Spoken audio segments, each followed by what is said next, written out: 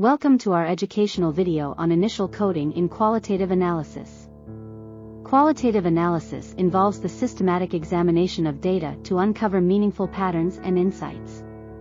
Initial coding is the first step in this process, where data is broken down into smaller, manageable units. It helps in organizing and categorizing the data, making it easier to analyze and draw conclusions. There are various approaches to initial coding, such as open coding, axial coding, and selective coding. Open coding involves identifying and labeling concepts in the data without any preconceived categories. Axial coding focuses on understanding the relationships between different codes and categories. Selective coding involves selecting the most significant codes and developing a cohesive narrative.